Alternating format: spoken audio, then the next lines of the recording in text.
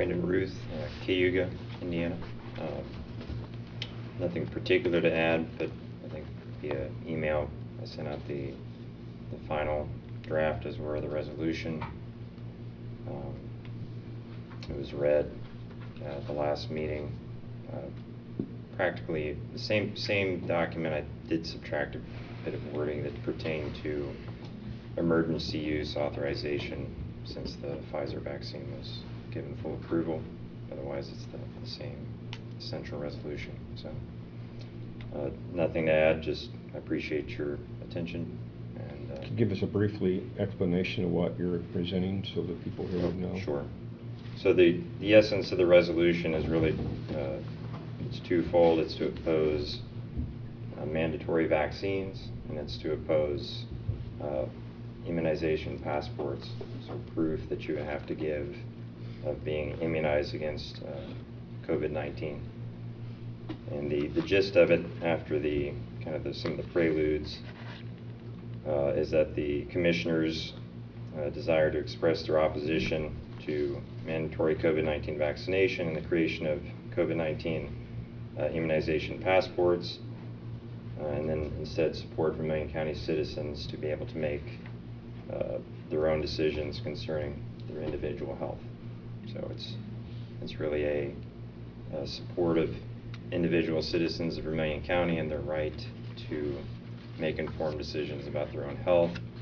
Immunization passports are actually illegal, as it were, under Indiana law now. And then mandates are, you could say, perhaps growing to some extent. I think that President Biden's been fairly clear about his direction.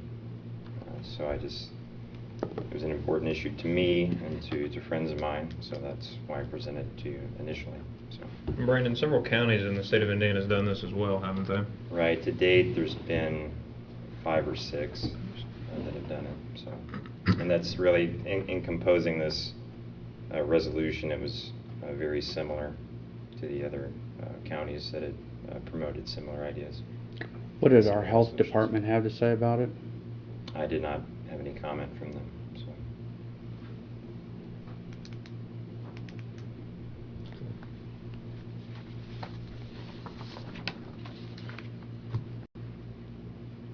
Well, if no other commissioners have any objections, I would move to make a motion to pass Resolution 2021-18 by title, Vermilion County Commissioners Resolution regarding COVID-19 vaccine mandates and immunization passports.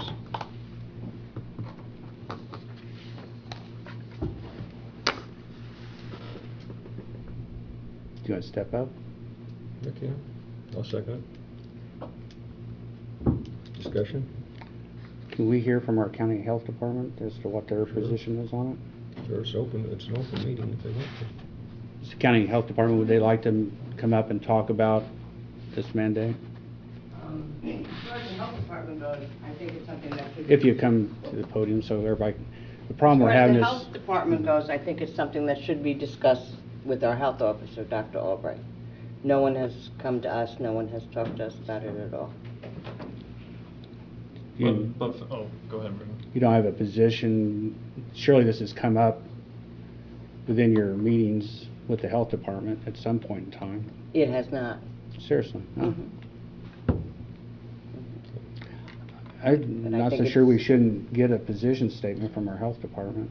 Well, I do know our health officer is a hard individual to get a hold of. I know that I've been to meetings and he hasn't been there, and I know via phone calls he's kind of hard to reach.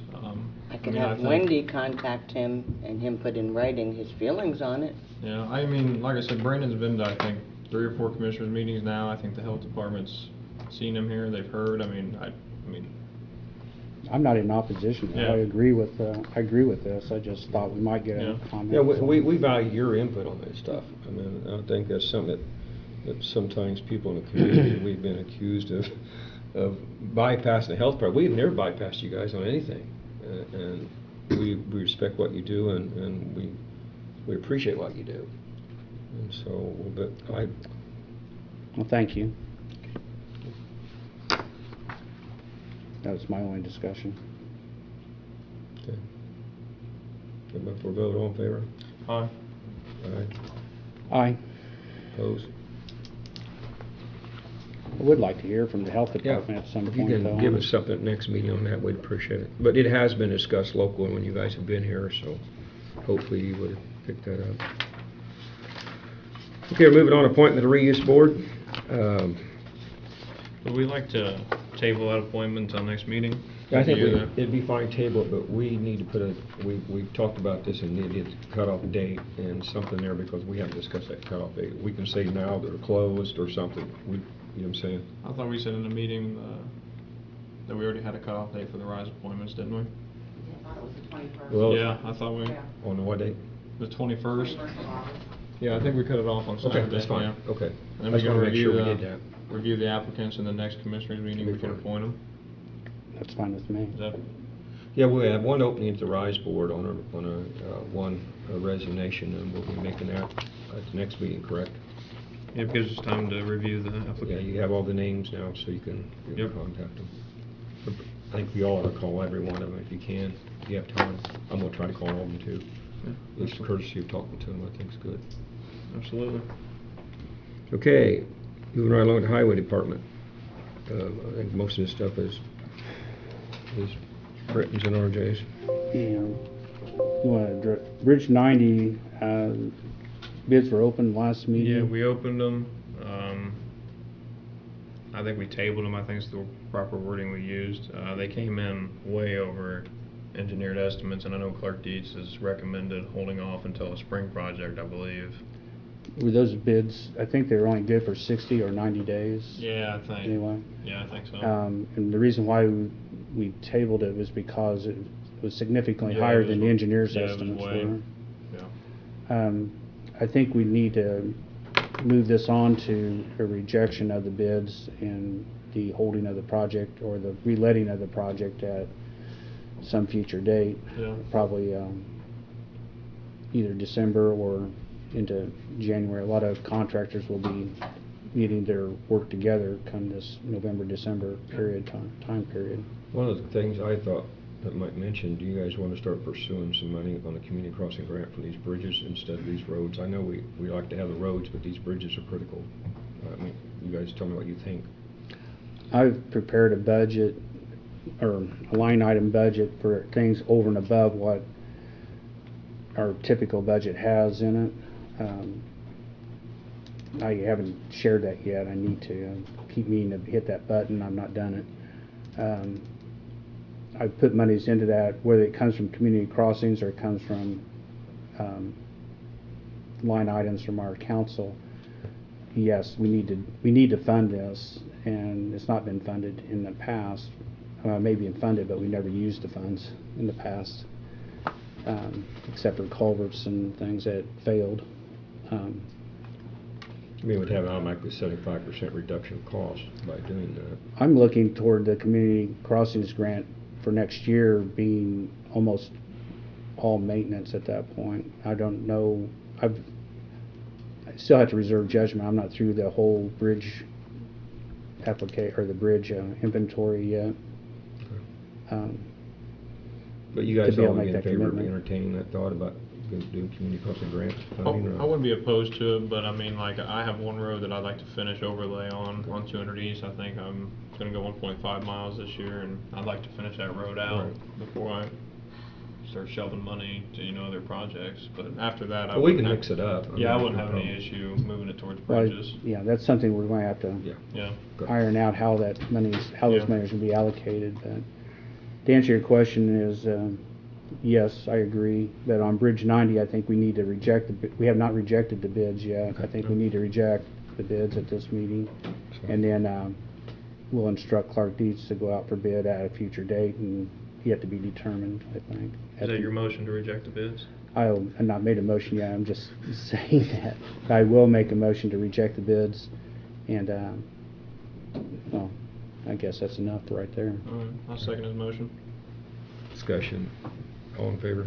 Aye. Aye. Aye, opposed, okay. Bridge 15? Bridge 15, materials are in, day, 7th, I believe, the day after Labor Day, Bridge 15 will be started. Range Line Road will be closed, at Gin Creek, basically between Trinity and Universal, that road will be limited use to just the local businesses and residents. There'll be about a 6-week period in which it'll be closed until that bridge is repaired in its entirety. What will be the load rating on that bridge, did they say? It's a Timber bridge, right? yeah, but it's rated for highway Okay. use. I know they got a lot of big trucks going through HL there. 93, I think it is. So it's rated for interstate type Okay. traffic. Yeah. It's a good bridge. It's a good bridge. It's held up well. I really like these timber bridges. They give us a lot of flexibility for their costs. They don't last as long as a concrete bridge, or if it's built correctly. Bridge 32. Okay, we had a critical finding report this last week as part of our bridge inventory inspections, and Bridge 32 has some fractures in one of the, it's a concrete structure, concrete box beam. One of the box beams is compromised, and we have shut down the, I can't remember if it's north or the west. Anyway, one of the lanes has now been shut down, and only half that bridge is available for use at this point in time. Sometime in the next, within 2 years, we're going to have to address that, or if we want to use the whole bridge, it'll have to be addressed now or earlier. But within 2 years, we're going to have to cost replacement of part of that structure anyway.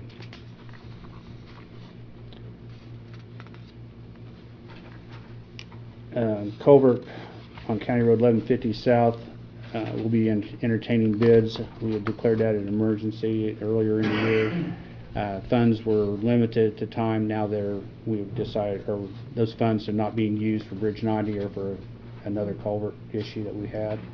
So we're going to be going out this week for bids on that project there, and then by the middle of October, we should have that culvert back in place and the road back open. Okay.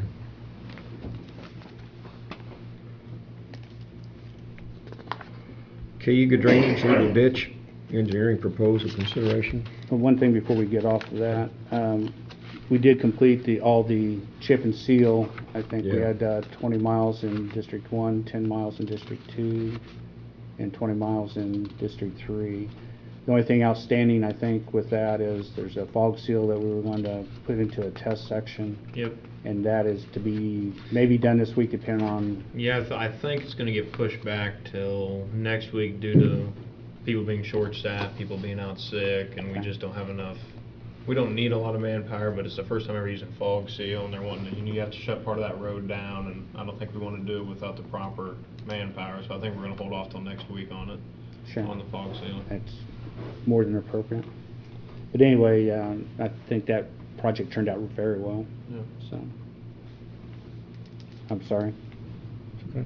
I have another one. I just in a want minute. to stick something in here. We, yesterday, correct me, we got a 989,000 roughly $989,000 deposited into our account yesterday from Community Crossing Grant.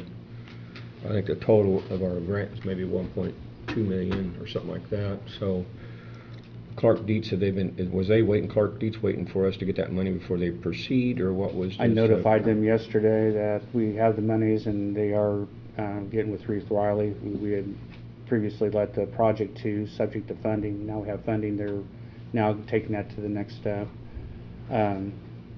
We have still a contract to approve for Clark Dietz to administer the remainder of the contract and final inspections on the. Do they need to community approve crossings. today, or do you have a copy of it? Do you need to wait till next meeting? I don't. Next meeting. They'll have to be the next meeting. That won't hold them up. Well, that's at their purview. They're working at risk. Okay. You think it'll be started here has to be started here within? I've asked for a schedule. I've not received the schedule yet, but all that just happened yesterday, so all that's in motion now. Okay. Reeve Riley's was notified yesterday, putting bonds together and putting together their schedules, and anyway, next meeting we'll be able to Okay. report more thoroughly on that. Okay. Cayuga Drainage, legal ditch engineering proposal consideration. Did we have that proposal, or did that go to the drainage board? I think that was the drainage board.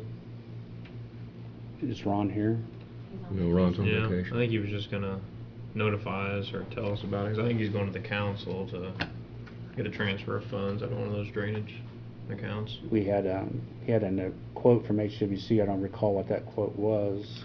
I wanna say it was do like the engineering. I wanna say it was like 11,000 or something. But, yeah, I think he had to go transfer some funds from the council, so I think he was just gonna let us know what he was doing. Okay. I did get a quote from HWC. One of the things I was not, that we needed was what is the scope of this project and what was the projected funding from cradle to grave, basically, or at least completion. And HWC did provide that high-level review. I'll have to bring that next time again. I didn't bring it, and my computer's not agreeing with me right now. But that's, the thing about that too is Cayuga is not investing any money in that, correct? We are footing the bill on that. I think we're going for the grant, but the funding will be paid back. I'm not sure how that's gonna work Yeah. yet. We'll have to see. Cayuga said they wouldn't involve in any of the funding. Well, that's true. It's a matter of how it's to be funded, though. Right. And the drainage board may be putting up our matching funds for that. Okay. It won't be a complete county outlay, no. I guess we'll hear about that more next meeting, I guess. Yeah. Yes. Assuming council approves the transfer of funds. Next thing on the item is a solar ordinance. We've got to set the work session date. I have some additions and things that I want to contribute, and I think if we get together for one work session, we could be done with the process. Yeah, we discussed this a little bit earlier. I'm a little bit confused where we're going with this, and I've already made, some people have called me about, there's some companies wanting to submit for permit at this point in time. I'm not clear where we're headed with this. I made a proposal earlier. We had discussed part of that. I think, no, I shouldn't speak for you too much, but I will a little bit. RG was kind of satisfied with where we were at with the ordinance and wanted to move on. And so our last work session was basically canceled because we didn't have any other comments on it. And it didn't appear that we wanted to carry that ball any further. What are we going to do? We just had one work session, and there were some things that you brought out that I thought would be included in it, to send back, and I'm done with it. Okay. Can we set a date that will complete that? Sure, I mean, if you want to set the day, it's fine, and then it'd be publicly made, and that's fine with me. Leaves Okay. Tuesday. Your schedule is more limiting than mine for the most part. Next week, figure out what I'm working days or nights. I'm working Monday, Tuesday, Wednesday night, so anything late in the afternoon would work for me. Well, RJ, you need to weigh in on this. Yeah, I can do either way, or not Monday will be Labor Day. I can do Tuesday or Wednesday in the afternoon. You're still wanting to hear more then? or- I'm still wanting to keep the bonds in the way they are. My only, like I told Tim and you guys in the, in the email chain, I'd like to see the cost go up from $500 for the application fee, but other than that, I'm pretty satisfied with zoning and done with their thing. So, whatever you guys want to discuss, I'll be more than happy. One of the things that Britton brought up I thought was good, and talking to people, I think it's important, is you write a permit once and that's it. And I think the thing, he was writing in there that the permit have to be renewed every 5 years or every 7 years, whatever it was. And it made sense, because then you have something to make sure it's done, or continue to do what they're supposed to do. Yeah, like I said, I'm not opposed to attending another work session. Like I said, I'm more or less happy with the majority of the ordinance. Like I said, we get together in a half hour, probably get it all resolved, to be done. You think we could? That's And fine with I me. mean, it wouldn't take that long. So I can we'll do schedule Tuesday some or- Tuesday or Wednesday next week in the afternoon. I can do that, and this thing can move on. Okay, next Tuesday then? What time you want to do? Needs to be at least 2 o'clock. Tuesday at 2, 2:30? I mean, it's up to you guys. 2 o'clock's fine. 2 o'clock? Yeah. That'll be advertised, we have to advertise at a work session, there's plenty of time to do it, we don't have to. It's a work session, we're not making decisions. Okay. If you want it, that doesn't keep us from advertising anything, we can. Okay, September 7th. Tuesday, 2. If we're making any decisions that day, we'll need to have it. Well, I mean, if you want advertised. to go ahead and get this done, we could make it at a decision that day and advertise and be done with it, which I think would be best. You want to have a work session and then immediately following? Or just have a regular meeting and make a decision. We talk about it talk about it if we're having a meeting, so we talk about it, decide, and well. You want to do a special meeting? That's fine with me. That's fine. Okay. I'm just saying we could resolve it. I make things a little more complicated than a half hour usually, but. Well, we don't, I don't have to be at work till 5:30, so. All right. got 3.5 hours. I think it's the way to do it, at least we'll be done with Yeah. it. So a special meeting then? Yeah.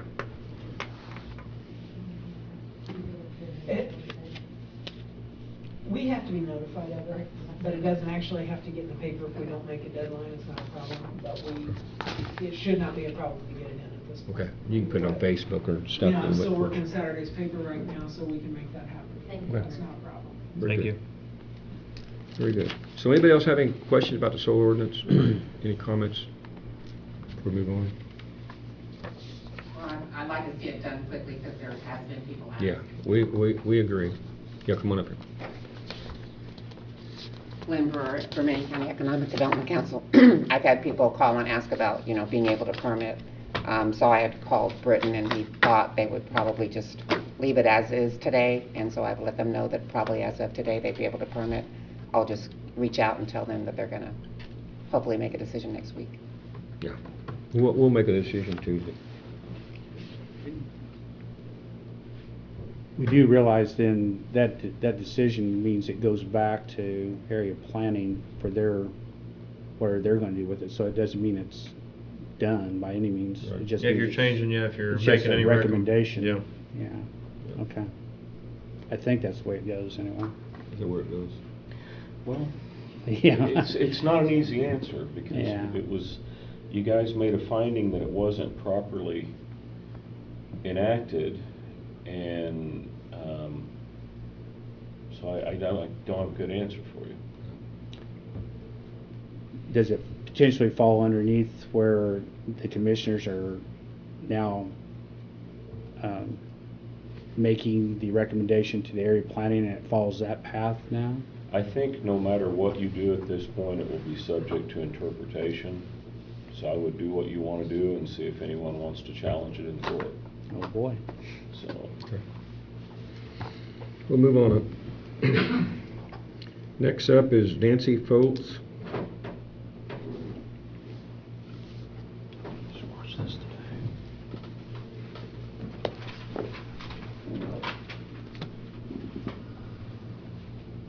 Hi there, I'm Nancy Foltz, former Vermilion County resident and current landowner in Park County.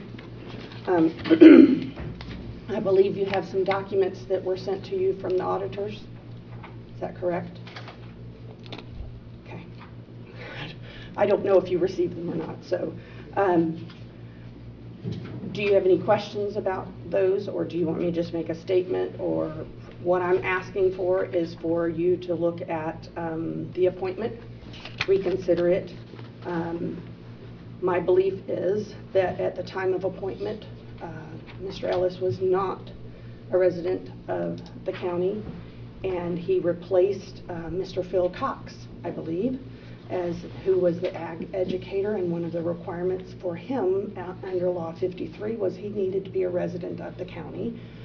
That law also says, I believe, Mr. Spur, you can correct me if I interpreted it incorrectly, but it says that it requires a person appointed to a plan commission to fill a vacancy or to serve as an alternate member to meet the same requirements as the member the person is appointed to replace, which in my interpretation of that, if the ag educator needed to be a resident of the county, then so would the replacement. I've brought this to the attention of the council recently, and it's been suggested by several members of the community that my motives are selfish or... You say you brought this to the council? Yes, during public comment at your last meeting. That's not the council, it's the council. Oh, excuse me, I'm just to the trying- commissioners, I'm to the trying commissioners, not the Okay. council. Wrong word, sorry, commissioners. Thank you, Tim. My motives are not personal in any way. I support renewable energy in the county and in the country. If you can wait a minute, I just got a text that our meeting doesn't have any audio. It does now. I'm sorry. Okay. Thank you. Thank you. Glad somebody did text us, Thank you. I don't have My any apologies. that's okay. I don't have any personal issues, but I do have an issue with someone who doesn't live in the county making policy for the county. Just as I don't live in the county, I am not allowed to make policy for the county. For the record, I am going to publicly declare my intentions to move back to Vermilion County. I've been told by Mr. Spur that it is a lot about intention. I intend to move back to Vermilion County. So I'm going to ask Commissioners Luther and Donovan, you've expressed a desire to follow the rules set forth by the state, the county, etc. I'm aware that Mr. Ellis his family bought a property in Dana, and it appears that he may be living there after living 10 years on the family farm. He's decided to move close to Dana, kind of a different choice, but everyone has the right to live where they choose. So I'm asking you again to reconsider the appointment and make a motion today and vote today to either keep or remove Mr. Ellis from the board. That will update the public record so that the appointment was made knowing that the individual was not a resident of the county, and there is a question of his residency at this time. Are there any questions? I have none. No.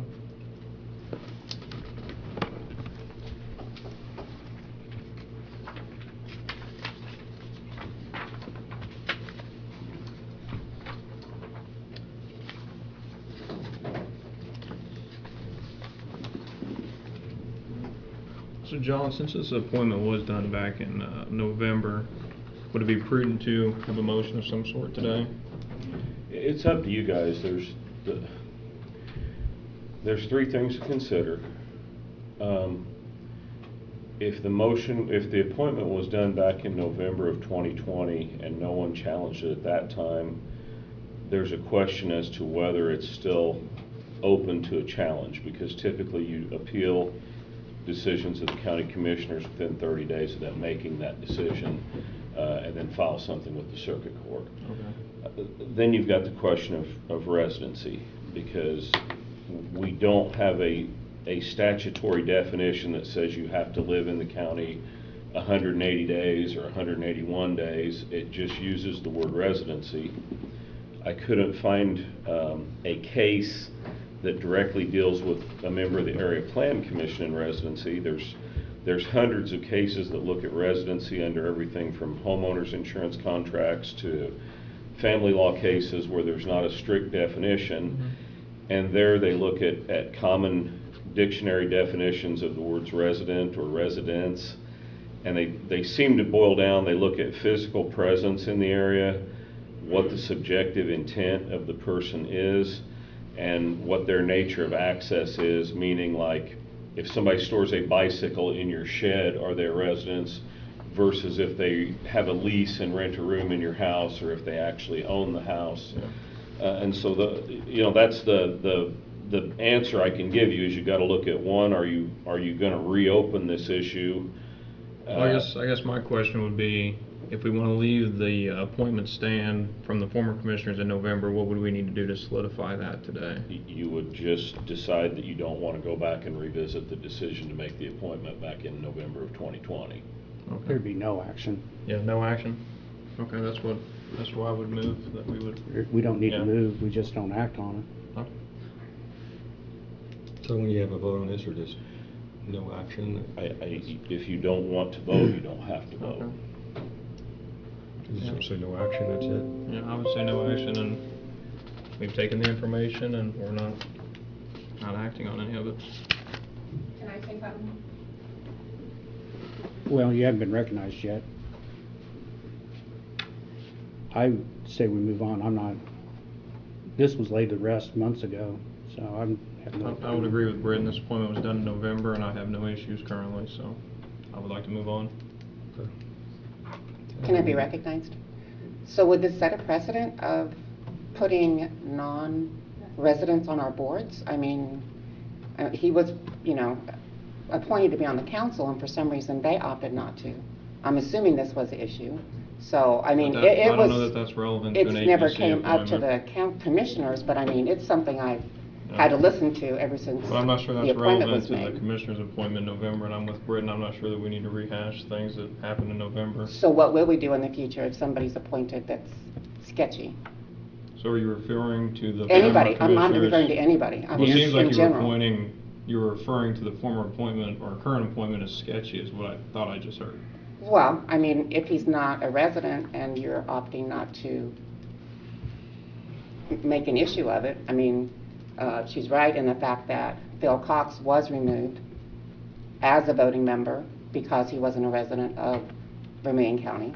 I think he still is kind of sits on the board. Does Phil claim to be a resident of No, Vermail County? no, but I'm just saying, but we Okay. filled him with somebody. Do we even know? I mean, have we determined, is he or is he not a resident? The I mean, commission- that's something I would love to The commissioners have made their understand. decision. I'm not sure that, This is a dead issue. I'm not sure that we like need for to us to kick move this on. can any farther. I think the commissioners made their decision, and I'm not sure we need to keep revisiting this. The law, the rules are the rules, so. Yeah.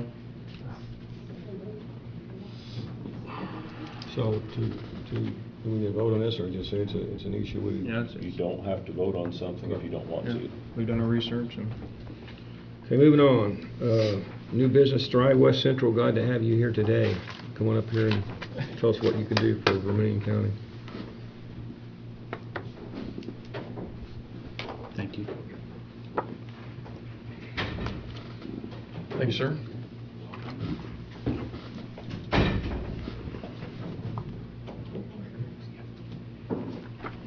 Thank you.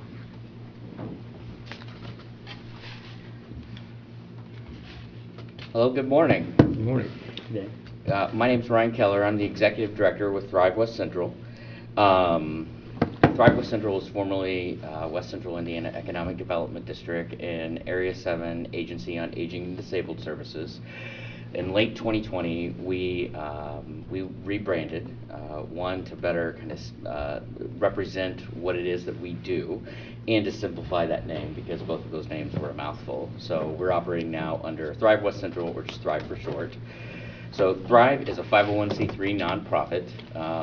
We're really focused. We've shifted our focus here as of recent, but to better serve our 6-county region, to embody the spirit of what our organization was created for, and that's to help tackle a lot of the issues that local governments face, as well as your local communities and what they face, to help make their communities thrive and be more prosperous for all individuals involved. So we're really turning our focus now to kind of 3 main broad topic issues. The first one being is the population decline that we keep seeing throughout our region, tackling and focusing on increasing our per capita personal income for all of our residents, and then bridging the gap into what our largest division is creating a better continuity of total care for our aging and disabled individuals throughout the region. So our organization is really split up into 3 distinct kind of divisions in which we operate about 50 or so programs and services for our 6-county region. And before I get into that, I'll mention the 6 counties are Vermilion, Vigo, Sullivan, Park, Clay, and Putnam counties. So our 3 main divisions are Economic Division, Community Development, and our Area Agency on Aging and Disabled Services. a few of the programs in each of those divisions that we're kind of actively doing here within Vermilion County. One is that we're the economic development district, and so we're working with different stakeholders within the county on specific EDA projects or possible EDA projects for traditional economic infrastructure development. We are doing our economic COVID recovery and resiliency study here within Vigo County. We recently put in for a housing study through the USDA. We'll hear back in October whether we got that or not, and that will be a housing study looking at workforce housing for Vermilion County only. And then most recently, we were awarded through the USDA a revolving loan fund, a regional revolving loan fund that will work in conjunction with your local county revolving loan fund to be able to help folks with entrepreneurship and to have access to capital that they may not have access to yet because they're not quite credit worthy within a bank. We help bridge that gap with that revolving loan fund. So how much is in that revolving loan for the? So this is our first go at it. The initial maximum that you can get is about $100,000. So that'll be $100,000 we have to give out regionally between now and June 30th of 2022. So that's something that will work in conjunction with your revolving loan fund here. We do have a requirement for locals that have access already to capital that they've either received an award with your local revolving loan fund or they've been rejected before they can pursue our regional revolving loan fund. So we want to make sure that you're using your capital first and we're not competing against you on the local level. We want to support you on the local level, and then they have access then to the regional capital that way. My vision is to hopefully grow that up into a multi-million-dollar fund, which is doable. USDA will allow access to millions of dollars in funds. You can go back repetitively and grow your fund, but then not only to be the incubator for capital, but then also to act as a partner with lending institutions to mitigate risks for companies that are looking at doing larger expansions in that area. We also do multiple community development activities, from partnering with our local trails groups throughout the region. We partner with state and federal agencies in with that to be able to do rural planning organization activities through NDOT to work on that local level, to be very data driven, to help the county activities be able to use every taxpayer dollar in the best possible light. And then our largest division is our area agency on aging and disabled services, where we really focus on folks that are disabled of all ages, but then we primarily on 60 and over. We operate rural transportation out of that, as well as aging and disabled transportation. So in tow, we have about 50 different programs, and our organization has about 50 employees, just shy of 50 employees, and we have a 31-member board, which is broken into six different positions by each county, and then one governor appointee. Commissioner Yoakum sat on our board since I've been the executive director, and he's also on our executive board as well. So we really are here as a service organization. We were designed back in 1968, so we've been around for about 53 years. And really the sole purpose of us is to be able to bridge that gap between the convoluted state and federal system, to get as much of those dollars into our area as we possibly can, and then work with local stakeholders, from individuals, families, to businesses, to foundations, to governments, to be able to advance their missions, opportunities, to create innovative ways of thinking, and to make West Central Indiana a phenomenal place to live and work. And for all of our residents to really focus on being prosperous.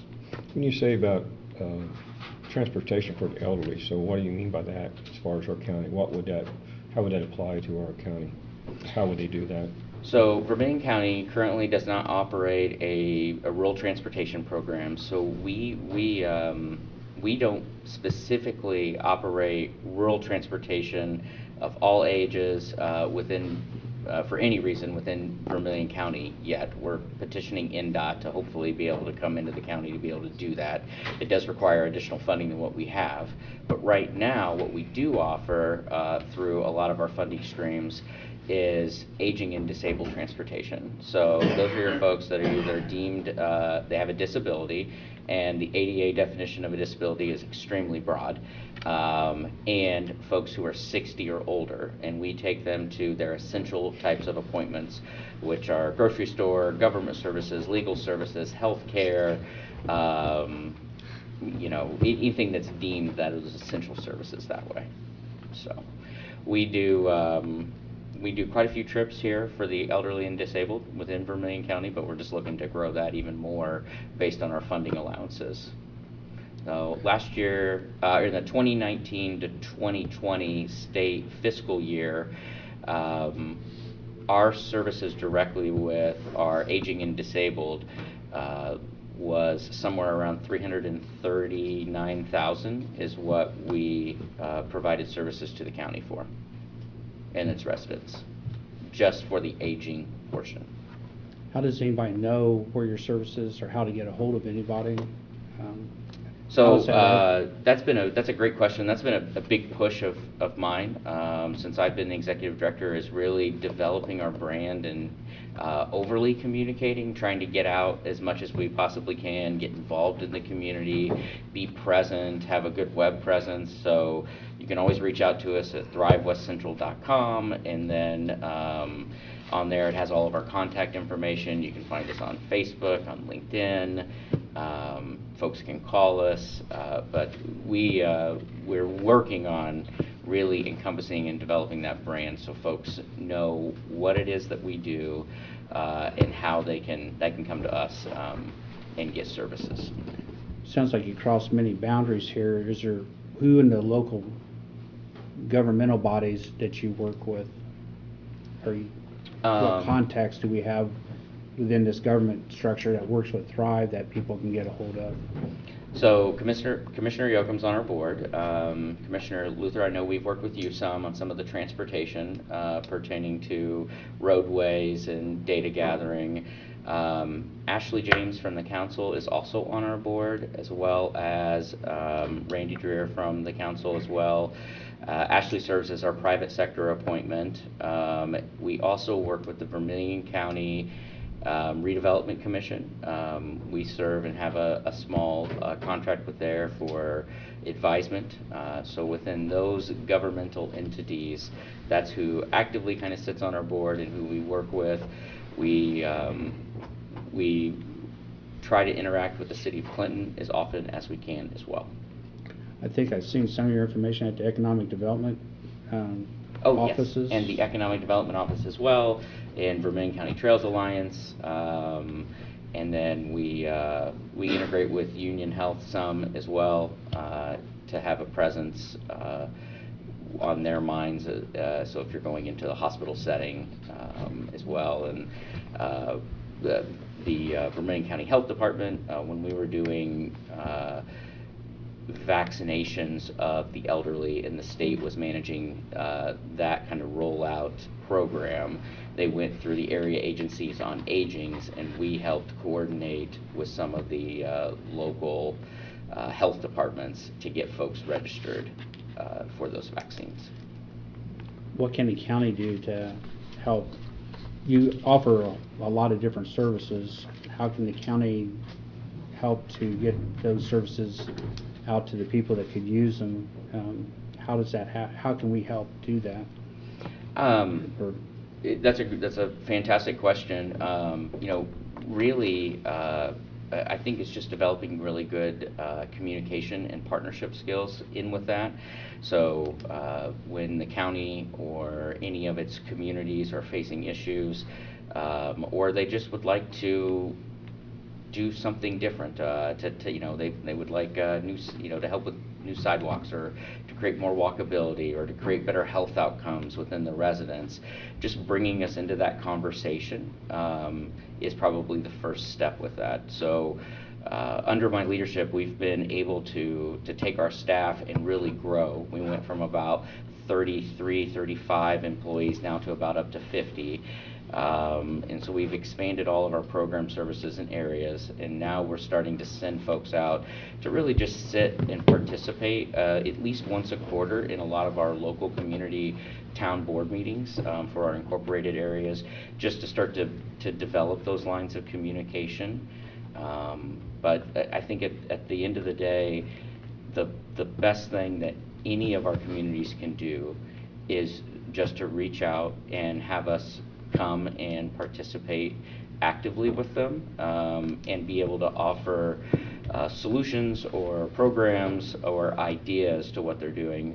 The communities that we've been able to do that with so far without the region, we've been able to, I think, really advance some of their projects on a much more rapid scale, instead of just town board members looking to try to figure out and do it themselves or maintain status quo. We've been able to really plug them into the right state and federal resources to move those projects along and be a good partner. And really, we're here as a service organization. So with those communities, those incorporated communities, we partner with the county, so they get most of those services at no cost. How does Vermilion County compare to our partner counties or your partner counties around us as far as our use of your services? That's another great question. I don't know if I have any specific data where I can say one community utilizes this more than the other. I would say that so far Vermail County is, at least over the last couple of years, I feel like has started to participate more, from my perspective, into what our resources are. But you're just at the tip of the iceberg. There's a lot more that we could do together that I think that would help advance all of those focus areas of increasing the population, helping folks earn more income, as well as providing greater continuity of care for all the residents. So you're just at the tip of the iceberg, but there's a lot more that I think that we will do together in the years to come. Are you guys represented on the Health Coalition, that regional health coalition with Lori Valley? I don't believe we're on that regional health. We may be. That may be something that my director of Aging and Disabled Services committee that she sits on. I know I sit on 2 or 3 different health coalitions around the area, and I don't know if you've seen me on those or not. If so, I haven't been on it for a while, and I don't recall being on that one specifically, but we'd love to. Absolutely, just have a seat at the table, just to sit and listen. And more often than not, we utilize every bit of funding that we get at the state or federal level. However, with a lot of the pandemic funding kind of coming down, we have more funding than what we've ever had in certain program areas. So if we're at the table and we are able to hear that, hey, there's a real need and we have funding available, we can start to directly shift those funds right over to an entity or organization or an individual. I'll let Laura know. I thought I'd seen some members on there in the past, but I'll make sure. Yeah, and we may already sit on that. It's one of those things that we're on so much already that it's hard for me to keep track of everywhere we're at all times. Shelly. Oh, and Shelly. So we have a new individual within our organization. Well, she's really been with our organization for about 20 years, but we moved her up to do more community development advancement, specifically in the aging area, and her name is Shelly Ammerman. So she's a Vermail County resident, has lived here, I don't know, for maybe 20 plus years. But now we have her here just recently going out into the community and doing that type of development work, sitting on those kind of committees. I really appreciate you reminding me about that. But she's a great resident here within Vermail County that works day in, day out. She's been a care manager for the last 20 years with our organization. And so she's a great asset to have. That's one nice thing that I think all but one employee that we have lives, works, is from this area originally and maybe has moved back and returned, but they're all rooted into our communities. We have one gentleman that commutes from Indy, but other than that, the 48 other folks that we have within all live here. So they all have a very vested interest in our region and seeing us kind of grow and prosper. The young lady that has come to some of our meetings we've been having, what's her name, the blonde-haired girl? Olivia Hayworth. Very nice lady. That's right. She's a recent Purdue graduate, and she's our digital inclusion fellow. So we were applied for and awarded a grant through Land O'Lakes and Purdue and AmeriCorps to be able to have a digital inclusion fellow for the next 2 years to work specifically in our region on advancing our digital inclusion. So that's not necessarily focused in broadband development or infrastructure development like that, though we can help with some grant writing in that area if needed. However, it's really advancing our digital knowledge with all of our residents and how they can use the internet and those types of services to the best of their ability. To grow entrepreneurship, to increase quality of life, and really kind of focus on new access to new services. So I know she comes up to a lot of your meetings on broadband. What other questions, and how else can I be more informative? Is there anything that Thrive can do specifically that we're, that's on the top of your head right now that we're not doing to be a better partner to the county and its residents? Gave you on our website where you could actually you could post your stuff directly to our website. Would that be an avenue to start getting some of our? I was thinking the same thing. Yeah, I wasn't thinking direct, but that'd be a start. Yeah, sure. We could Maybe just explore at the some stuff minimum, like that. put like their link on there at the minimum. A link to their website. it's something that I can get with Dan and see what we can do. Yeah. And I can work with you on being able to see what's reasonable to post and what you would like to post for that matter. Yeah, sure. I think that would be terrific. That'd be terrific. Thank you. Yeah. I think it gives us better access to as far as the groups go, or town boards and our established boards, it seems like they understand a little bit about Thrive and how to use it, but when it comes down to an individual basis, I'm not sure. I think that's where we fall short, of people understanding what services are provided and how they access those services and what they really need. I think we fall as a county way short on that, being able to get that word out and allow people to use the services on an individual basis, that is. Mm-hmm. Yeah, absolutely. I mean, that's one of our core focuses is being initially just that kind of clearinghouse for information and assistance. So any individual can call us at any time and ask us any question, and we will hopefully be able to give them all the information and assistance that they need to connect to the right source. If it's something that we offer specifically, then we'll connect them right to that department, and away they go. But even if it's a partner agency or another organization within our community, we will refer them out, and we can do anything from just telling them the list of the options, as well as giving them a warm transfer, so we can connect them to a live person and say, here you go. I see that being a nice resource to have, and if we can get it on our website, I think people could use it to actually, whether your organization provides it or that you can provide that reference anyway. So. Yeah, absolutely, because we're not going to do everything, and there's never going to come a time where we're going to be the sole agency on A to Z. So it's good really knowing who our partners are, knowing kind of where we fit in and where others fit in, and then being able to help the community connect in the right way. So. Oh yeah, we'll be Friday at the Little Italy Festival Parade. So we're going to have one of our transportation buses that serves the aging and disabled community in the parade. We're going to have staff members kind of walking beside, passing out cold water, candy, a few of our informational cards on how to access some of the services, and participating in the Little Italy Festival. So, and Saturday, I think we're also going to participate.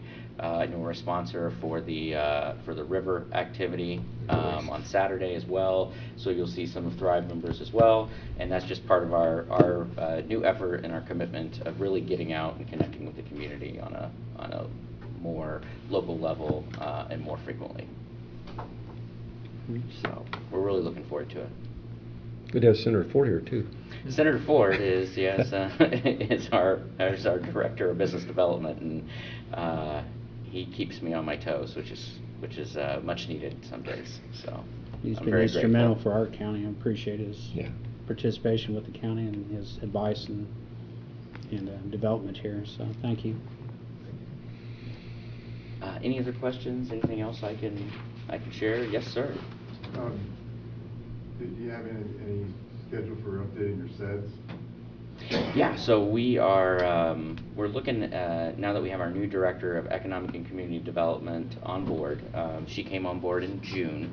Her name's Sarah Steller, and she has an excellent resume and pedigree. We're now shifting our attention now to the SEDS. We're going to update that, and actually the SEDS is due for an entire complete document update here in 2022. We have a new member county who's petitioned us in the economic development to come in to the district, so we're taking this opportunity now to bring them in and then redo the entire SEDS document. And what is that conjunction with that. document? And What's it stand for? so the SEDS document stands for Comprehensive Economic Development Strategy, and that's a regional document that we hold for all of the counties that are in the economic development district, where you can post specific projects that you want to work on in with that, as well as demographic information, what the regional priorities and focuses are for economic development. So that acts as a little bit of just a really great source of information. You can find that on our website. And then periodically we do project updates. We're going to be much more intentional about our SEDS document and try to do a much more thorough job of who the project owner is, who the project stakeholder is, and list projects that way instead of just county projects by county.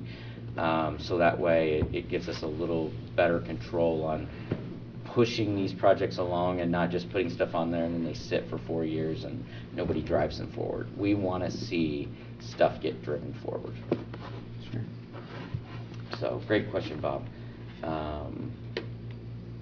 What other questions? Okay. Thank you. Can I just make I served on the West Central Board for 7 years, and I felt it was a tired organization, and my concerns about that fell on deaf ears and were rejected, and I resigned from that board. And now Ryan came on, and it's a dynamic organization now that the transformation has been amazing. And so I would just like to, from my perspective, Thrive it's grown, it's a much better organization, and I hope our county continues to support the organization. Sure. It's a different organization than it was before Ryan came on board, so. Right. I just appreciate what Thrive is doing.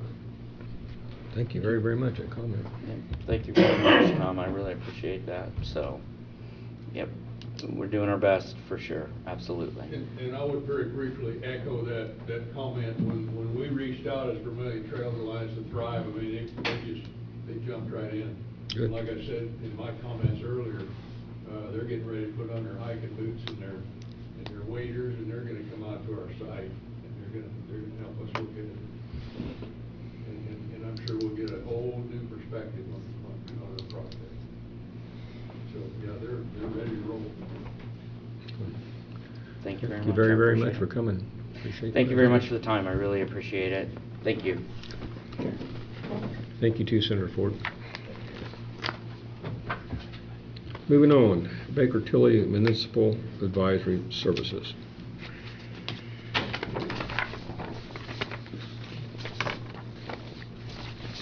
What's this agreement for? So this is for all the financials for them. Oh, for the jail? is it not a continuation of services?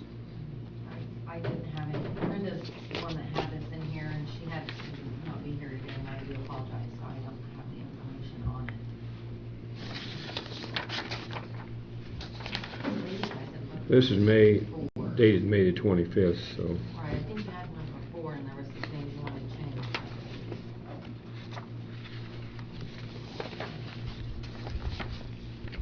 I can have her get back with you on it.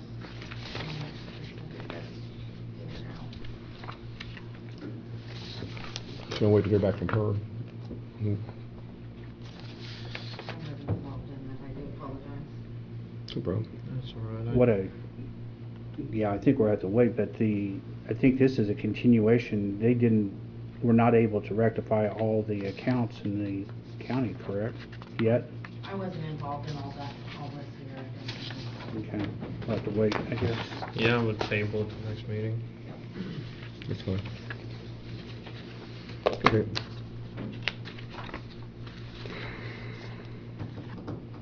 County Ordinance 2021-11, temperature checks at courthouse entry. Yeah, we started this at our last meeting, then said we'd pass an ordinance at our following one. I would move to pass County Ordinance number 2021-11 by title, an ordinance declaring people coming to the courthouse are subject to a temperature check, and visibly ill persons may be denied entry to the courthouse due to the ongoing COVID-19 pandemic.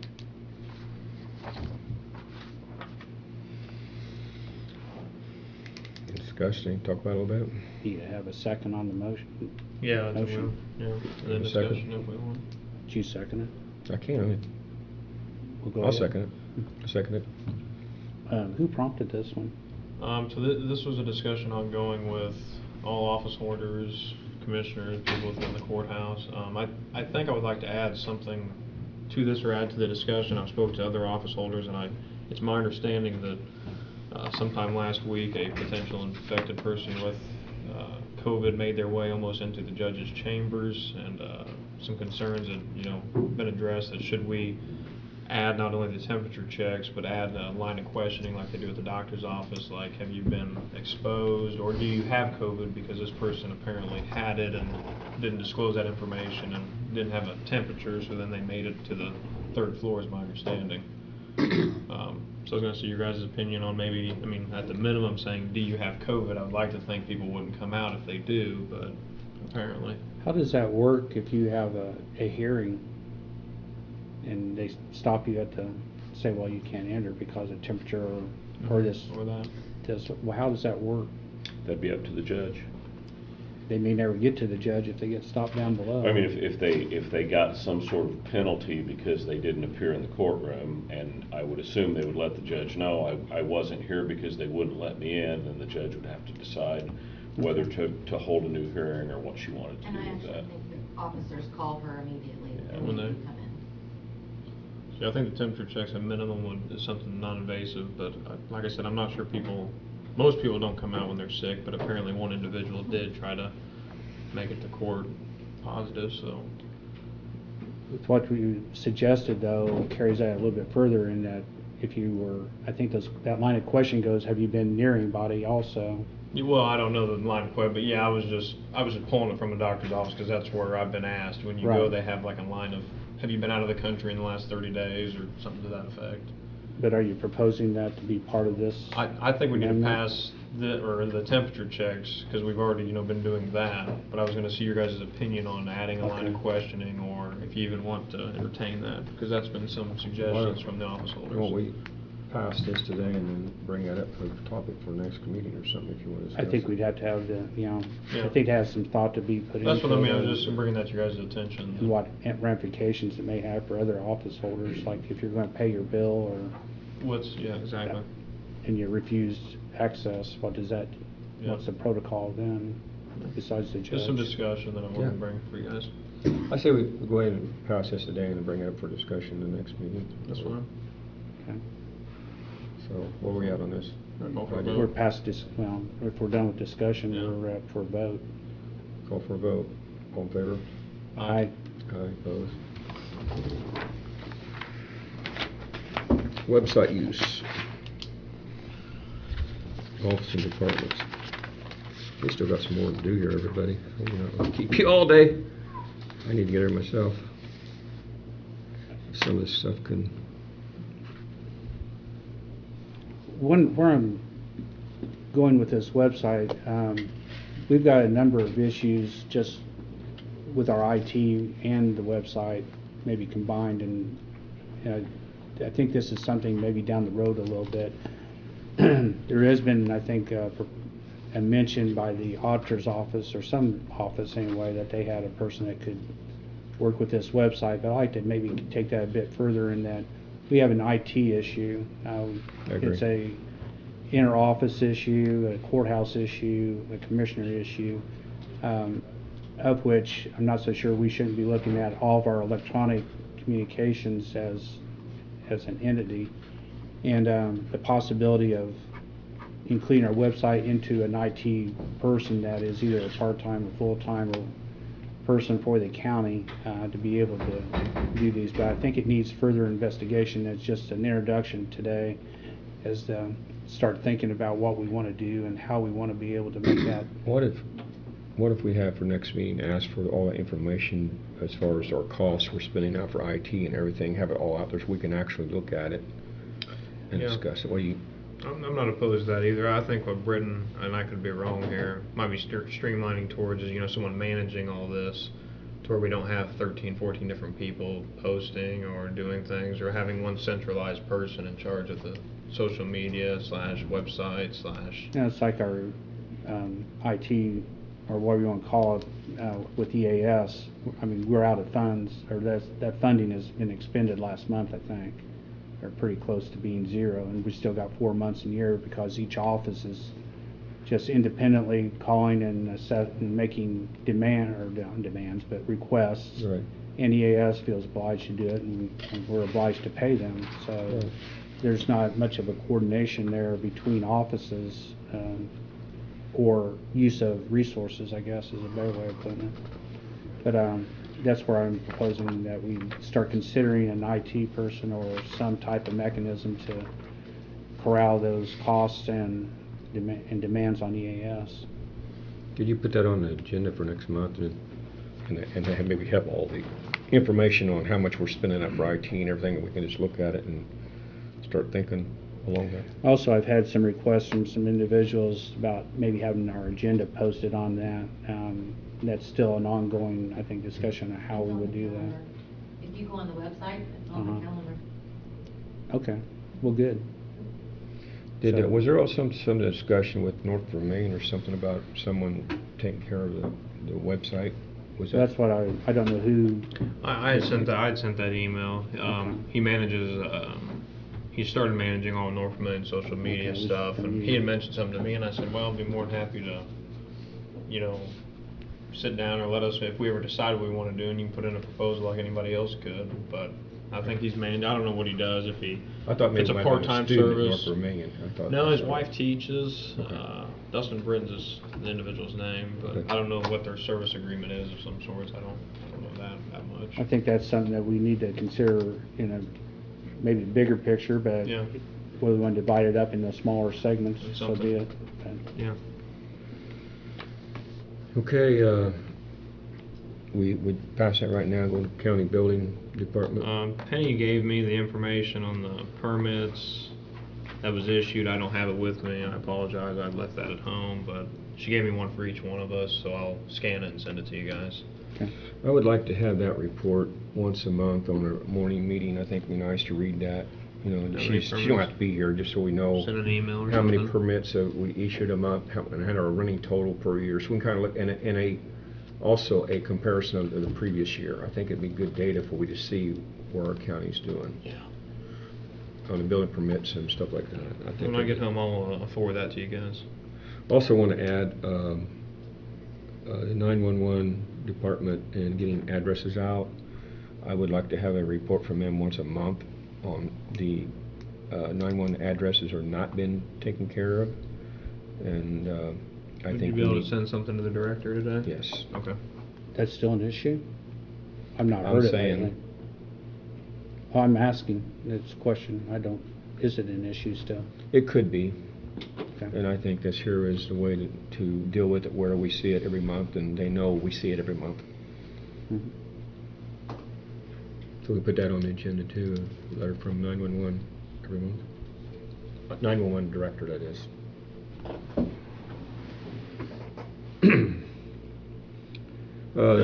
County medical insurance, what do you got on that? You got something on that, or is that a commissioner appointment coming up? Is that what we're trying to do? I put that on the Okay. agenda. I asked HR to start getting a proposal together for us. Apparently last year it had to start in August, and to be able to review what our medical insurance, if we're going to ask for proposals or to what degree. Apparently the committees that have been set up for this have been ad hoc. No real appointed, it just wasn't organized. It didn't appear, to me anyway. And I'd like to have that a more formal appointment by the commissioners to a committee. Not that we have to do it today, but if we can be thinking about who we would like to have on that committee to be able to provide us with recommendations on our medical insurance program going I think forward. the committee, is it a committee of 5 currently or something like that? That committee It's not was an official committee. Well, it was, if I'm not mistaken, it was appointed by different commissioners and council and... I think it's got like one commissioner, one council, the auditor, or is anybody out there in the courthouse? Does anybody know who else is on the committee by chance? I'm on it as a representative of the courthouse. If you can come up, Paige, if you know something about this. Yeah. I appreciate it. Real quick. The official spokesperson here. Very little. It was Anita that really headed it up. So it was HR, the auditor, Ashley, The council. yeah, How myself. did the committee ever get started? But I heard it was ad hoc. It was just whoever wanted to be on it. That I was on don't it. know. There was just a mass email sent out last year saying that they needed a new representative for the courthouse. And I said I would volunteer. That's as far as Do you know of any rules or any procedures or anything? Is there anything that we have? No, we've only met a couple different times. We met once in here before COVID, and then we had to do a Zoom meeting. Maybe Ashley might be somebody to ask. She would probably be better to ask. If she's been on it a long time. But I mean, if we do happen to keep the current state of it, if the commissioners want to appoint you, who is it? Was Tim Wilson the last one on there? Yes. I mean, I wouldn't be opposed to serving on the committee if we keep it the way it is with 5 or 6. But that, I guess that'd be the liberty. I'd like to see it, if it's not an ad hoc committee, I'd like to know who we're appointing, or who's on it anyway. Yeah. And we can call Ashley or someone, get hold of Ashley and see if she knows how it was formed. If you're making a committee, how do you make it official? If we're having an insurance committee, does it really have to be? It doesn't really have to be official if they don't really have duties other than giving you guys advice. So the fact that you're saying what you want to do in a meeting and there's a record of it and everyone can hear that you're creating this committee. Now, if you want to be more formal, we could do an ordinance to create a committee, but I don't know that step would really be necessary. Okay. If all they're doing is gathering information and passing that on to you presenting. guys in a public meeting. The one concern I had with last year's was it appeared it was all stakeholders that were giving advice as far as the medical program goes, whether it's good, bad, or indifferent, but there was no representation from the public or a non-biased. It was a biased committee. It'd be nice to have a regular employee on that. Well, not necessarily an employee, but somebody that's not biased toward the medical program, because all of these people that were, I think everyone on it, had the potential of participating in that program. Right. So effectively, you're saying I vote for what I want. I'm giving advice for my on service. what I'm going to get. So I would like to see someone who's independent of that process also, I think. Not that it has to be the Well, majority, that's but- something you can recommend and find somebody. I didn't see a problem with it. I'd like to reach out to Ashley and see her thoughts on the committee, and if she thinks it's running, I'm not saying it's running great or not running great, but if she likes the way it is, I'd like to maybe keep the committee the way it is and have the commissioners appoint one of us to the committee and move forward. At least that's my thoughts on it. And that's why I was asking, how was it Yeah. ever formed, Yeah. and Yeah. how does it work? I can reach out to Ashley and find out some information. Okay, the announcement of 2020 Commission Board and Commission appointments, I think that is, we're going to open it up like we did last year online. And if you want to talk, whatever you think. I'd like to, we never have gotten down to the point of being able to define each position and what those boards particularly do. We started that process, but it's not been completed. We do have a listing of what appointments are supposed to be coming up for this next 2022, and I'd like to maybe get that where it's a complete list, but try to get a comprehensive list of what positions are up for 2022 Before we advertise? for next meeting, if we can, and then set a deadline or a date in which those applications should be, like December 1st maybe, or whatever date of when we will close that application process. Now, we're not obliged as far as, this would be just the commissioners. I've not heard from any other office holders that they want to participate in this. Maybe they do, like council. There's other boards that have appointments as well. Right. More than just the commissioners, but right now it's just the commissioners participating in this, and so we may want to see if there's any other office or any other departments that actually have appointments, or office holders that have appointments that want to participate as well. We've got a date down here of closing, and what date you want to say as far as making a decision. We need to have that set too, of some type of date also. Well, I think we got to see if we get that list completed by next meeting to see what we have I open. think we can. Yeah, I think I can do a lot of things, but If we had the list completed, I wouldn't have a problem opening it at next meeting, but. Yeah, what I'm saying is we ain't got no date here as far as, we got a date when they close. We don't have a date when we're going to make a decision, but I guess that's not important right now. Well, you could, I mean, yeah, you can make a decision 2 weeks after that first meeting, because you're going to have multiple commissioners meetings in December. I'd like to see if we have the list together, open it up next month, or our next meeting. Yeah. And then close it, I'm going to just say December 1st, but you guys can think about that between now and Okay. then. Interlocal agreement with, I think you had something to do with this Main Street going down through Universal, didn't you? Yeah, we got a proposal for an interlocal agreement in front of the town council. They'll be looking at it in 2 days, I believe. What it is to, we have issues with Wood Street, and it's actually parts of it are in the county and parts of it are not, in segments as you go up Wood Street. And so it's been, I think, an ongoing issue in the county for decades. And what I've proposed to the council last meeting, and subject to the commissioners approving it, is to be able to take Wood Street and be able to maintain and with snow removal and maintenance of Wood Street all the way through. It doesn't make sense for our plows to go up 100 feet, pull the blades up, go up 100 feet, put the blades down, and do this all the way through town. We also have segments in this town that we have to go back on their streets to the far end of the street, because we own another 200 feet of county road that we have to plow and or maintain too. And so the basis of the agreement is that the county will go ahead and do Wood Street. It makes sense for our plows to go down, for our maintenance to go down and carry that through instead of segmenting it.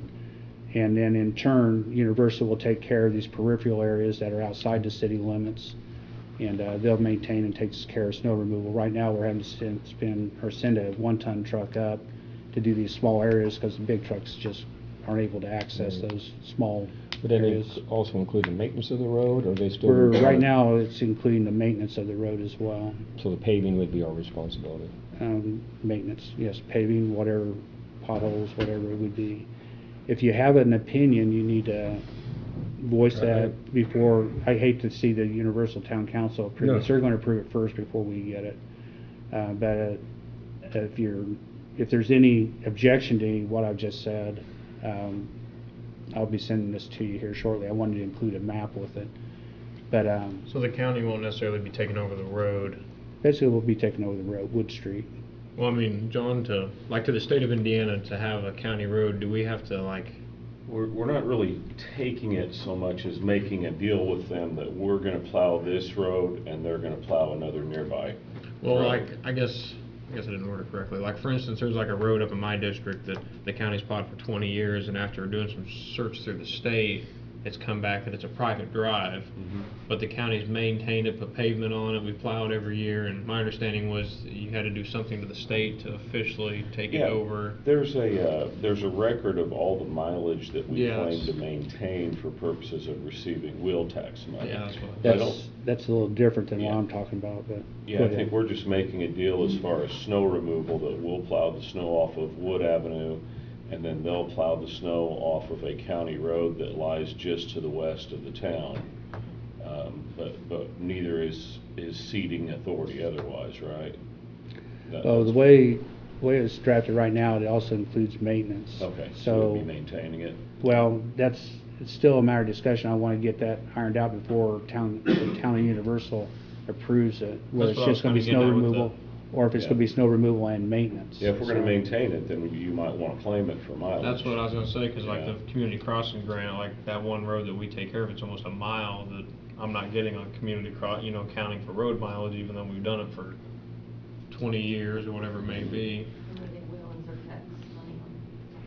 Yeah. Yeah. So, anyway, right now, the way that agreement's drafted, I believe it says, anyway, that it's snow removal and maintenance is the way it's drafted at this point. It can be still changed, but that's the way it's drafted. Correct, John? I don't remember it word for word, I'll have to Okay. reread it, but you can, it's not been agreed upon yet, so you can change it. Yeah, that was my Exactly. only, if we maintain it, I was just wondering about taking over for the mileage was my only Sure. suggestion. But if you have any other suggestions between now and Thursday, or anyway, I think in 2 days, they will have it in front of them to vote on it. I hate to see this be a ping pong ball No, going back that's and my forth. only 2 cents on it. Makes sense. With this private drive issues, that has to actually be incorporated into the county, as a county road, if we're going to Well, I say accept it. private road, it's called a drive, but I mean, it's been paved by us, we've been, yeah. I don't know, by virtue of us doing things, it becomes county road, John? It sometimes can. We had a lawsuit recently where that was a question as to Yeah. whether or not a road was a county road, and ultimately we agreed, yes, this became a county road by virtue of 20-plus years of maintenance. I know if I don't maintain these 15 houses that live back there, I will be hung with a rope if I don't Well, I plow think- that come winter time. Well, I think that's probably a good point, though. We either need to bring it into the county or not, or quit doing Or it. don't, and yeah, exactly. One of the two. But the one you're talking about, John, didn't the commissioners take that into the, if I'm, the one I'm thinking of? There was a lot of nuance to that case because there was a general statement about them taking a road into the county road system, but that was not the name of any of the roads involved, but we had actually maintained those roads. Okay, So so by it was- virtue of doing it, we inherited them. Yeah, it was a kind of fairly unique set of circumstances. Anyway, something that we need to consider is if we've taken roads into the county, do they have to come up to certain standards either? Or are we going to accept them as is?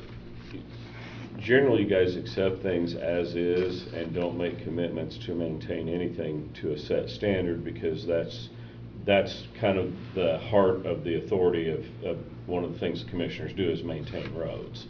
And so your standard is not to do anything that is either arbitrary or capricious, meaning if you decide this road has 25 people living on it and this road has 2 people living on it, so we're gonna put more resources into the road with 25 people than the road with 2 people, generally the courts are gonna back up your decision making. Arbitrary and capricious means, arbitrary would be you did something random. We'll just flip a coin and heads we'll pave this road, tails we'll pave that road. Generally, the courts wouldn't hold up an arbitrary standard from local government. Or capricious would be, I know there's 25 people that live on this road, but I don't like that one person, so I'm not going to repair their road. Instead, I'll put my resources into this road with 2 people. That would be a capricious type standard. So as long as you're not doing things like that, generally the courts are going to uphold any sort of decision you make that's based on materials or where people live or how long something's been a certain way. And that'll be different than a subdivision that we approve that has to meet certain standards for roads? Not necessarily. You can accept it as is if the subdivision isn't currently up to the standard of a paved road. In other words, if they there's different thicknesses, is my understanding, of paving and different ways to build the road bed. You can say we're accepting it as is, but we're not going to guarantee that that's always going to be a paved road. Okay, thank you. Sure, thank you. What about that? One more. Stuff you're talking about here, you want to talk about the rise, or have you guys been talking with the school No. corporations, and you want to, No. you want to touch a little bit on that, or what? I don't know if this is a discussion yet. I just wanted to introduce the thought. South Vermillion is looking at consolidating schools. They don't know what they're going to do yet. But what I want to do is plant a seed out there that if they are going to abandon a building or put it up for sale or do something that's not school related any longer, that they talk with the county and see if there's something that we maybe want to try to do with that, primarily down the educational field. From our understanding, RISE is looking at different things as well. This is just an introduction to say at least I am running toward certain things such as robotics, the building trades, medical, diesel, and I'm going to add one thing to it, is actually hydrogen production. There's some really interesting things. We're up to a level of a go, no-go decision with some companies that they may sponsor us. So we're at the epicenter of a potential project that will either fail or move ahead. You get free to liberty to speak about anything about that, Bob, now, or would you? I think we've always been interested in doing things with the RISE with the public benefit, and this would be one of those. If there's land or building or what might be available to help the cause. And workforce is everything in economic development. Right. And these are not necessarily exclusive. It doesn't mean it can't go to RISE, can't mean it doesn't go to South Vermillion, doesn't mean it won't be its own building or some other place. That's not in the equation yet. What is in the equation, what do we have the potential of using? That's in the equation right now. So anyway, it has some real possibilities here. Any public comment? We're gonna go.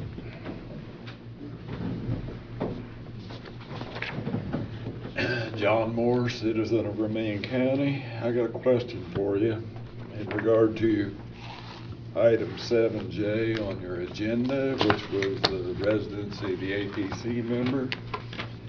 Based on you guys' comments that you made and Mr. Spur's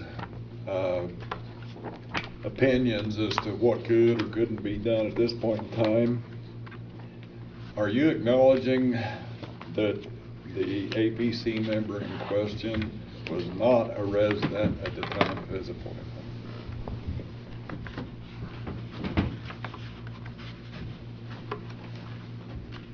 We need to relook at that. Are you directing that to any particular person? I'm directing it to all three of you. I mean, are you acknowledging that he wasn't a resident, but... I'm not, no. No. Okay, that's all I'm gonna ask. The other would be political, and this isn't a political forum. Your question was what again? Say it one time. What? Just rephrase your question, that's all I said. Repeat my question. That's all I asked. Okay. If you can. Based on your comments, based on Mr. Spur's discussion of remedies, possible remedies, are you acknowledging that the APC member in question was not a resident when he was appointed to the APC?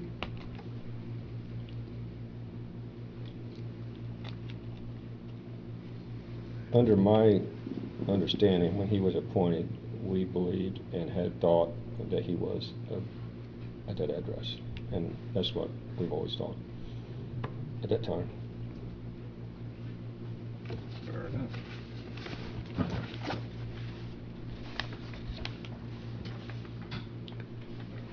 Okay.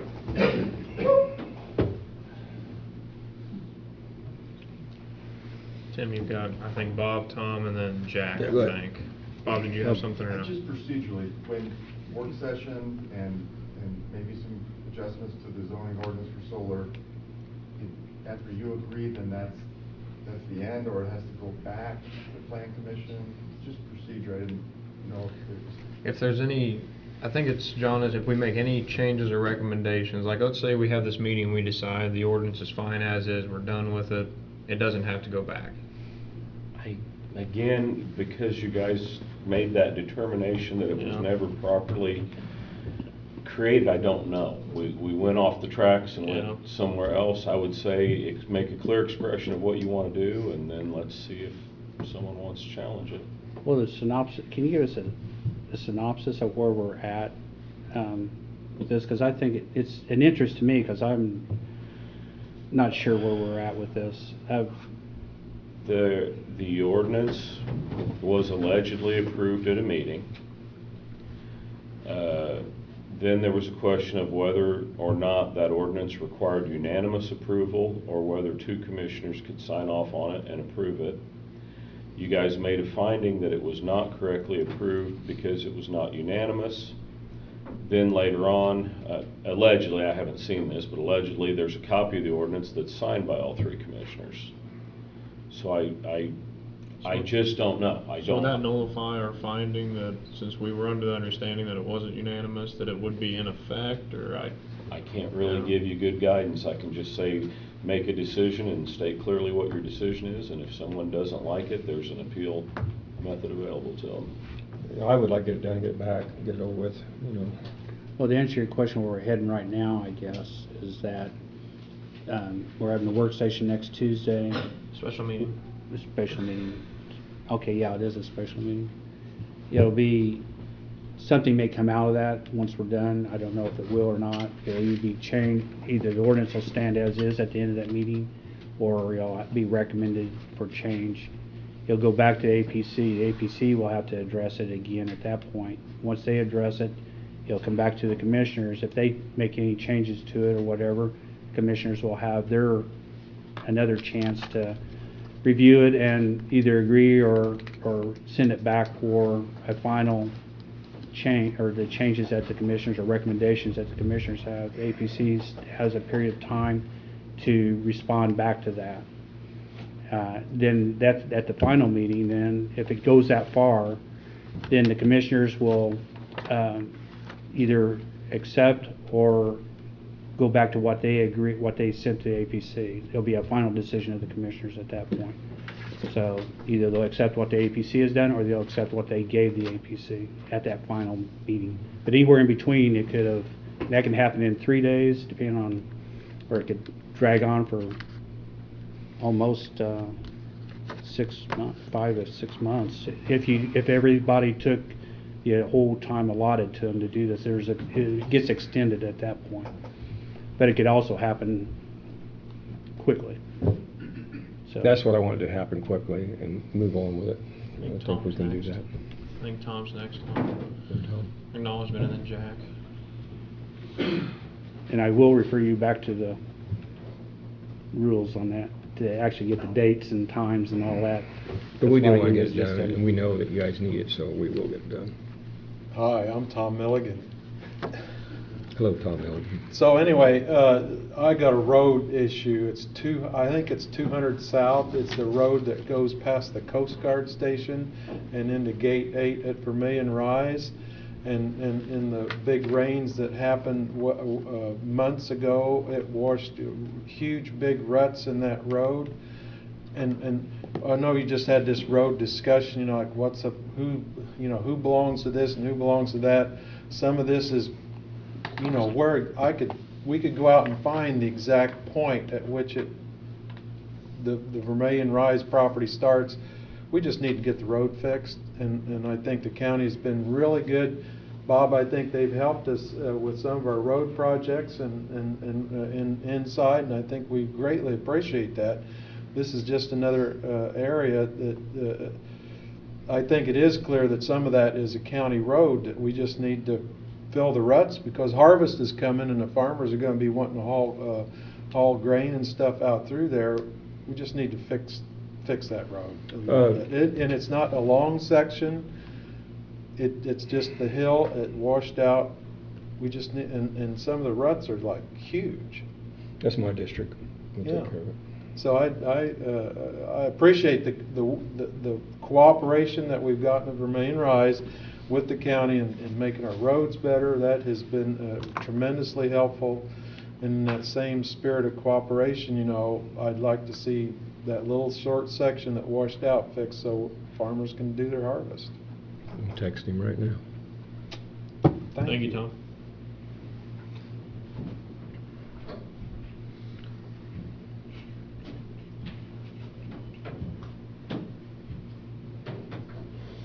So that'd be the road going by the Coast Guard station, right? Yes. Okay.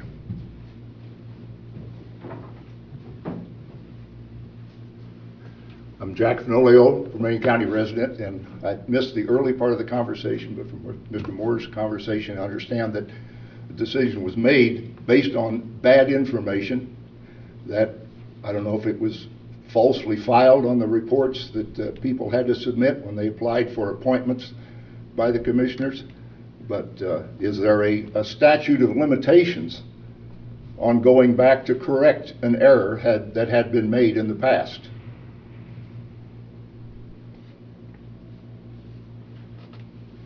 Mr. Spur? Typically 30 days to appeal a decision by the commissioners.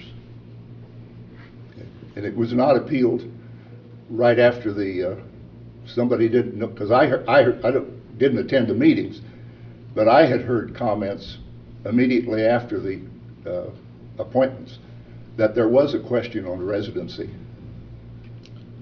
As far as I know, that was never addressed here. No, okay, well, you close your eyes and look the other way. And I am a Rose graduate, not an alleged Rose graduate. Okay. Any other public comment? Anybody else? That leaves one more question. So, Lynn Brewer again. So if there's a 30-day that you can come and contest a decision, then with this whole solar thing that happened in November, would that not apply? Do you understand what I'm saying? I don't know. Mr. You heard Spur? what John said earlier, that's why I asked for clarification as to where we stand on it. But I mean, if there's a 30-day on a decision made with commissioners, then it should stand for whatever decisions are made. I think and where not you're at is that specifically one and not another. you have an appeal process that you need to follow at Oh, this I'm not point. appealing. I'm just asking for If my own nobody's reference. appealing anything, it's kind of pointless to do a bunch of hypotheticals, isn't it? Well, but the commissioners didn't appeal their decision within 30 days. Am I correct? I don't even understand what you're saying at solar, this of point. the solar. They're trying to change the solar, saying that it was brought in the wrong way. So I think we can pull anything we want into and question if we want to. Is that correct? I'm not trying to set Well, all yeah, no, you can I mean, I'm just trying to get There's a clarification. method That's for all. changing a zoning ordinance if you guys You can want to amend it, change yeah. a zoning ordinance.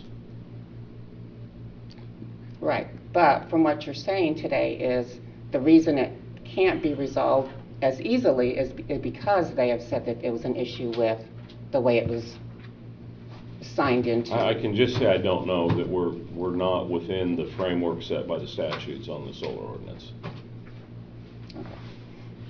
We want to get the solar thing done as soon as possible. We will. Yeah, but I'm just trying to compare apples to apples. If there's a 30-day on anything, on a statute that's been made or whatever, does that apply to everything? Or is that just one Tim, can or we move another? on here? What? Either we're done or we're going on. What are we doing here? We've We got are another- getting ready to close this. I gave you 3 minutes. I ain't saying that to be disrespectful, but we got to go on with this meeting. You want to say something real quick, Mr. Foltz? There's somebody else And here. that's, we got to close the meeting.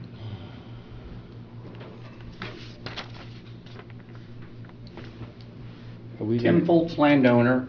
I'd like to think that we lead by example in our county, and our leaders are honorable, and you all do a good job, I'm not saying that. This deal with the APC member was not even when you guys were commissioners, that my wife has watched on the solar, all the meetings for the past 6 months or whatever online, and you all did agree on the solar ordinance. So take that for what it's worth or whatever. I don't care about that. The point is I would think it wouldn't matter. You're not making a big deal out of somebody that's out of the county, obviously, and that's where I stand at. That's wrong, in my opinion. Thank you. Thank you. We'll close this meeting. You have that fire ban. Okay. Yeah, We have a fire ban. Mr. Harry, would you care to? Disaster emergency proclamation. Would you address this, please?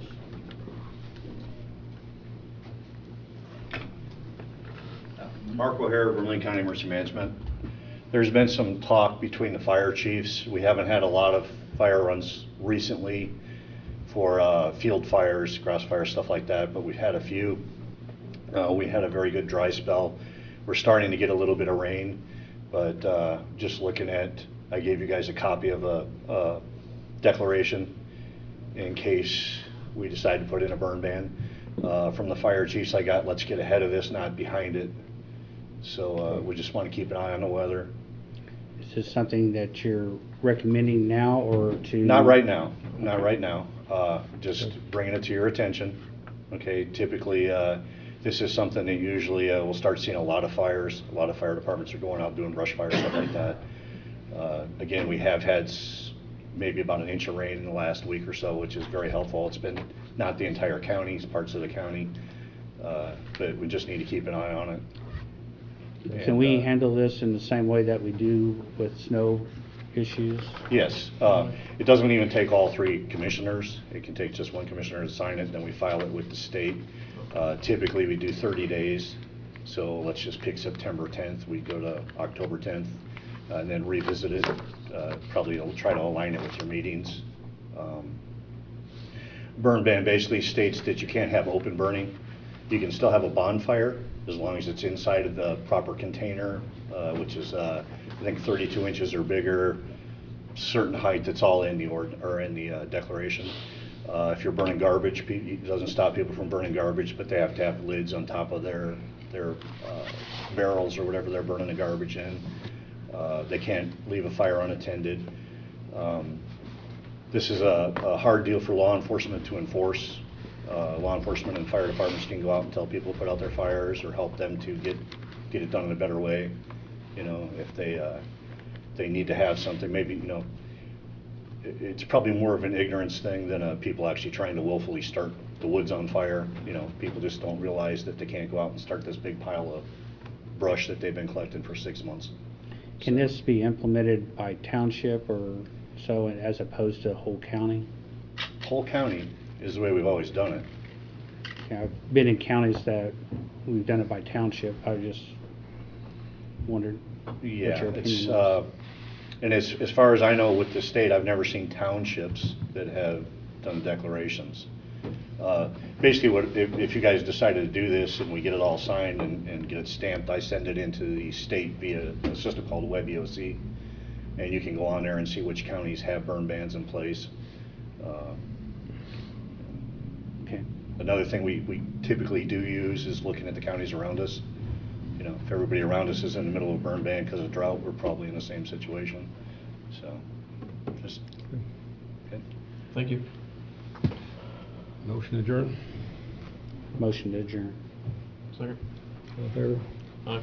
Aye. No discussion.